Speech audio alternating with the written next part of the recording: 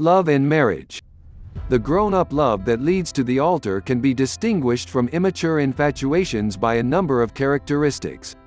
First of all, real love usually comes during the late teens or even later in the life of the individual. Infatuations tend to be an experience of the early teens, lasting love to be characteristic of the more mature young adult.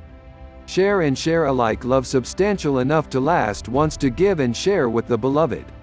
A person who is really in love enjoys giving gifts to the lover. He or she wants to do things that will bring the loved one pleasure.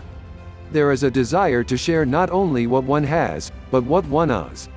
There is delight in sharing memories, successes and failures, triumphs and disappointments, with the lover who understands.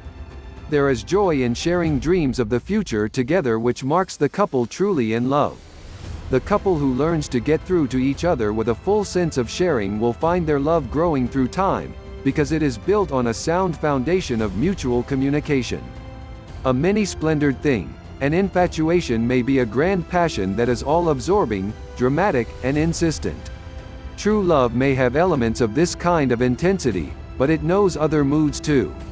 The kind of love that lasts satisfies many emotional needs in both the partners. It can be tender and sweet and protective. It can be casual and comradely. It can be inspiring and uplifting. It can be relaxed, with a comfortable sense of at-home-ness with each other.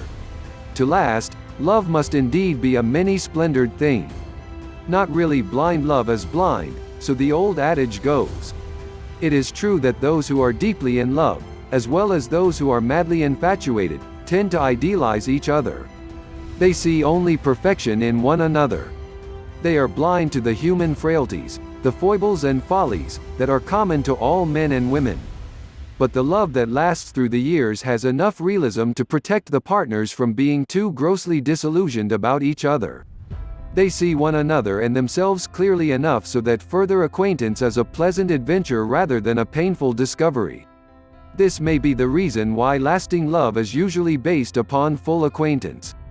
The two people grow more and more fond of each other as time goes on. They grow into love rather than just fall into it. They find each other lovable through actual experience and not just in fantasies. They have a love that is based upon reality, and it lasts precisely because it is real. A change for the better. A young lover may protest that his love will never change. But if it is to last, it will have to change and grow with time. As two persons develop and share new roles and tasks in life, their relationship with each other must shift to fit new situations. This doesn't mean that married people are any less in love than they were during their courtship days. There are few couples who could stand the strain of consuming passion day after day. But there are many who live out a full lifetime of quiet, loving devotion to each other in their common life together. Two people at the altar quite probably love each other differently than they did when they first met, or than they will after the honeymoon is over, or the first baby has come, or the first family crisis has passed, or when they share their later years together. If their love lasts, it must be as flexible as they are, to stretch up and out as they do to encompass more and more of life. Summing up, dating is a proving ground for love. Loves arrive and are given a whirl on the dating merry-go-round that is common during the teen and young adult years. Most of these loves will last only a short while. Each new special friend, each new relationship, each new feeling, helps the person gain experience in the wonders of human interaction and insight into himself. As loves come and go, the emotional repertoire of the individual is developed to the point where he or she is increasingly capable of loving widely and deeply in the many ways that are important for fulfillment. Loving and being loved is terribly important for the welfare of any person.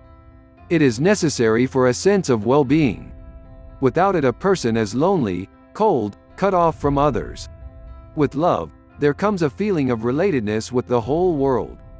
Learning to love and to be loved is not all pleasant or painless. Some experiences during the teen years are difficult, but none need be disastrous. There probably will be heartache in the lives of most young people, as there always has been. But fortunately, the heart does not break, it merely opens a bit wider for each new experience. falling in and out of love is to be expected as part of dating experience. It can be maturing as it is assimilated by any young person who wants to grow through it. Expressing affection. Should I express affection on a date? Must I kiss a boy good night? How far should I go in necking? These are some of the questions boys and girls everywhere ask. There are many more, for young people want to know what is acceptable in this delicate area of a relationship. Problems centering around parking and petting are universal now, with so many dates taking place in automobiles.